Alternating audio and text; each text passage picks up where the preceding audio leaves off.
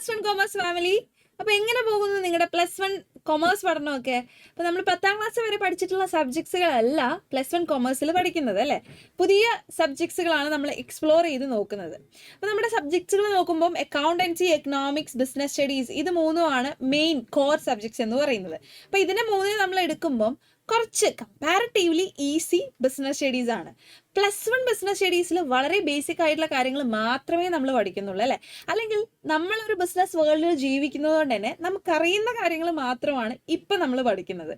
അപ്പോൾ ഇന്നത്തെ ഈ ഒരു വീഡിയോയിലൂടെ വളരെ ബേസിക് ആയിട്ട് നമ്മുടെ ബിസിനസ് എന്താണ്, ബിസിനസിന്റെ ക്യാരക്ടറിസ്റ്റിക്സ് എന്തൊക്കെയാണെന്നാണ് ഡിസ്കസ് ചെയ്യാനായിട്ട് പോകുന്നത്. ബിസിനസ് എന്താ, നമ്മൾ ബിസിനസ് എന്താണെന്ന് ചോദിച്ചു കഴിഞ്ഞാൽ നമുക്ക് പറയാൻ പറ്റും, പക്ഷെ കറക്റ്റ് ആയിട്ട് ഒരു മീനിങ് അല്ലെങ്കിൽ ഒരു ഡെഫിനിഷൻ നമുക്ക് കൊടുക്കാൻ പറ്റുമോ, നമുക്ക് നോക്കാം അല്ലെ. ബിസിനസ് എന്ന് പറയുന്ന വേർഡ് ബിസി എന്ന് പറയുന്ന വേർഡിൽ നിന്നാണ് ഡിറൈവ് ചെയ്തത്. ബിസിനസ് മീൻസ് ബീങ് ബിസി അല്ലേ. നമ്മൾ എപ്പോഴും ബിസിനസ് എന്ന് കേൾക്കുമ്പോൾ അവിടെ ആദ്യം പറയുന്നത് provision of goods and services, അല്ലെങ്കിൽ എന്താണ് ഗുഡ്സ് ആൻഡ് സർവീസസിന്റെ ബൈങ് ആൻഡ് സെല്ലിംഗ് ആണ് നടക്കുന്നത്. ഓഫ് കോഴ്സ് അത് തന്നെയാണ്. എന്നിരുന്നാലും ഇതൊരു ഒക്യുപ്പേഷൻ ആയിട്ട് നമുക്ക് പറയാം.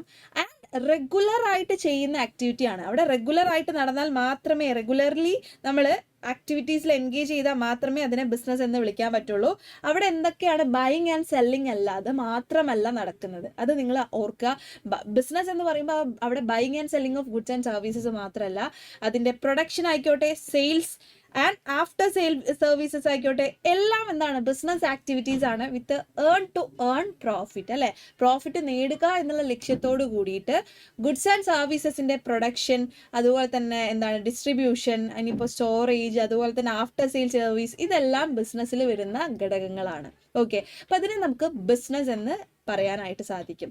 ഇനി നമുക്ക് നോക്കാനുള്ളത് what are the characteristics of business. എന്തൊക്കെയാണ് ബിസിനസിന്റെ ക്യാരക്ടറിസ്റ്റിക്സ്? ഈ ഒരു മീനിങ് നോക്കിയാൽ തന്നെ നമുക്ക് പറയാൻ പറ്റും, ഈ ഒരു മീനിങ്ങിൽ തന്നെ ഉണ്ട് ബിസിനസിന്റെ ക്യാരക്ടറിസ്റ്റിക്സ് എന്താന്നുള്ളത്. First one, it's an economic activity. എന്തുകൊണ്ടാണ് ബിസിനസിനെ ഒരു എക്കണോമിക് ആക്ടിവിറ്റി ആയിട്ട് വിളിക്കുന്നത്?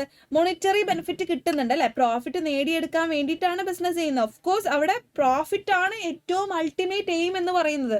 അപ്പൊ അവിടെ എന്താണ് എക്കണോമിക് ആക്ടിവിറ്റി ആണ്, മോണിറ്ററി ബെനിഫിറ്റ് ഉണ്ട്, അല്ലെങ്കിൽ മോണിറ്ററി ട്രാൻസാക്ഷൻസ് അവിടെ നടക്കുന്നുണ്ട്.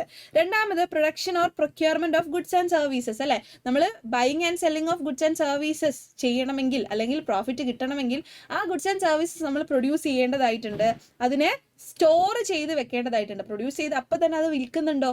ഇല്ല, അതിനെ സ്റ്റോർ ചെയ്ത് വെക്കേണ്ടതായിട്ടുണ്ട്. ആൻഡ് അത് കഴിഞ്ഞ് നമ്മൾ എന്ത് ചെയ്യുന്നു? ഗുഡ്സ് ആൻഡ് സർവീസസിനെ സെയിൽ ഓർ എക്സ്ചേഞ്ച് നടത്തുന്നു.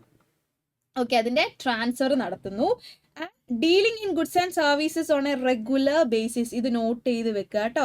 ഇവിടെ ഒരു ദിവസം ഒരാള് കയ്യിലിരുന്ന ഒരു വണ്ടി വേറൊരാൾക്ക് വിറ്റു, അതിന് നമുക്ക് ബിസിനസ് ആയിട്ട് പറയാൻ പറ്റുമോ? അവിടെ എന്താണ്, അയാൾക്ക് പ്രോഫിറ്റ് കിട്ടി, പൈസ കിട്ടി എന്ന് പറഞ്ഞു കഴിഞ്ഞാൽ അത് ബിസിനസ് ആയിട്ട് പറയാൻ പറ്റില്ല. അത് റെഗുലർ ആയിട്ട് അയാൾ ചെയ്യുന്ന ആക്ടിവിറ്റി ആണെങ്കിൽ മാത്രമേ അതിനെ നമുക്ക് ബിസിനസ് ആയിട്ട് ക്യാരക്ടറിസ്റ്റിക്സ് അല്ലെങ്കിൽ ബിസിനസ് ആയിട്ട് നമുക്ക് പറയാനായിട്ട്, കൺസിഡർ ചെയ്യാനായിട്ട് പറ്റുള്ളൂ. Okay, and profit earning. Of course അവിടെ പ്രോഫിറ്റ് വേണം അല്ലെ. പ്രോഫിറ്റിന് വേണ്ടിയിട്ടാണ് നമ്മൾ ബിസിനസ് ചെയ്യുന്നത്. പ്രോഫിറ്റ് കിട്ടിയിട്ടില്ല എങ്കിൽ ആ ബിസിനസ് മുന്നോട്ട് പോയിട്ട് കാര്യമില്ല. ചില സമയങ്ങളിൽ എന്താണ് ലോസ് ഉണ്ടാവുക അല്ലെ, profit and loss.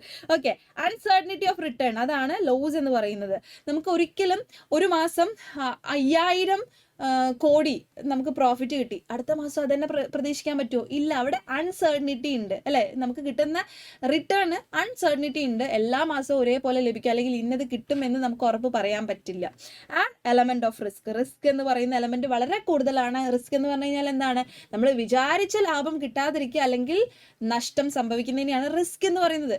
Of course business ചെയ്യുമ്പോൾ റിസ്ക് ഉണ്ട്. റിസ്ക് എടുത്തവനെ ജീവിതത്തിൽ വിജയിച്ചിട്ടുള്ളൂ എന്ന് പറയുന്ന പോലെ റിസ്ക് എടുത്തവനെ ബിസിനസ്സിലും വിജയിച്ചിട്ടുള്ളൂ അല്ലെ. അപ്പൊ ഇത്രയുമാണ് ബിസിനസിന്റെ ക്യാരക്ടറിസ്റ്റിക്സ് എന്ന് പറയുന്നത്. വളരെ സിമ്പിൾ ആയിട്ടുള്ള ഒരു പോർഷൻ ആണ്.